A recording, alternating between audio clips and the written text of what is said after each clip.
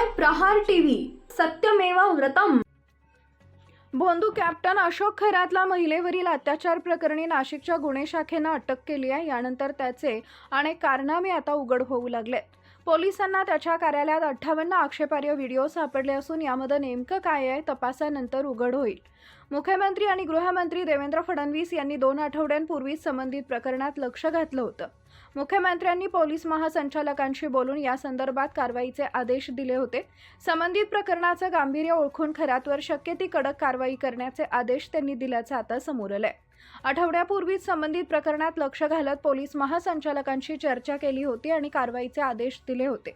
संबंधित प्रकरणाचं गांभीर्य ओळखून खरातवर शक्य ती कडक कारवाई केली जाईल असं देवेंद्र फडणवीस यांनी सांगितलं होतं।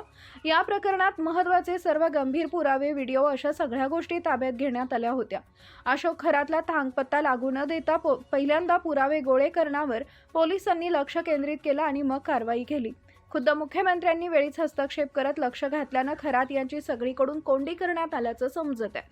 अनेक हाय प्रोफाईल व्यक्ती यात गुंतल्याचं लक्षात आल्यानंतर पहिल्यांदा पुरावे गोळा केले गेले असल्याची माहिती आहे।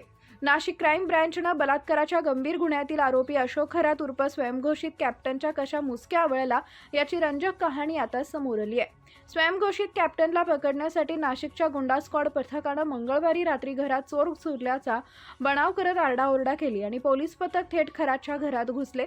बेडरूममध्ये खरात दिसताच त्याला बेड्या ठोकल्या। अटक होणार असल्याची कुणकुण खरातला लागू नये म्हणून पोलीस पथकानं अत्यंत गोपनीय पद्धतीनं ही कारवाई केली। कॅप्टन खरातच्या कार्यालयातील कर्मचाऱ्यावर शिर्डी पोलीस ठाण्यात गुन्हा दाखल करण्यात आला आहे। एका महिलेचे फोटो आणि व्हिडिओ व्हायरल केल्याप्रकरणी गुन्हा दाखल झाल्याची माहिती आहे। 18 फेब्रुवारी रोजी आयटी कलम 66E, 67A आणि 351(2) प्रमाणे गुन्हा दाखल झालाय। ज्योतिष कार्यालयातील कर्मचारी नीरज जाधव याच्यावर गुन्हा दाखल असल्याची माहिती आहे। कॅप्टन खरात प्रकरणात विशेष तपास पथकाची स्थापना करण्यात आली असून तेजस्विनी सातपुते यांच्याकडे जबाबदारी देण्यात आली आहे। कॅप्टन खरात सध्या नाशिक क्राईम ब्रँचच्या ताब्यात आहे। 24 मार्चपर्यंत कॅप्टन खरात याला पोलीस कोठडी देण्यात आली आहे। SIT स्थापन झाल्यानं कॅप्टन खरातचे आणखी कारनामे उघड होण्याची शक्यता आहे। स्वयंघोषित कॅप्टन अशोक खरातच्या मिरगावमधील फार्म हाऊसवर रात्री उशिरा क्राईम ब्रँचनं छापा टाकला। खरातच्या मिरगावमधील फार्म हाऊसमधून महत्त्वाचे दस्तऐवज पोलिसांच्या हाती लागलेत।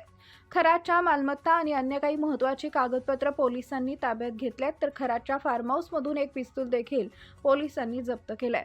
एक पिस्तूल आणि काही वापरलेले तर काही न वापरलेले काडतूस देखील पोलिसांना सापडल्याची सूत्रांची माहिती आहे।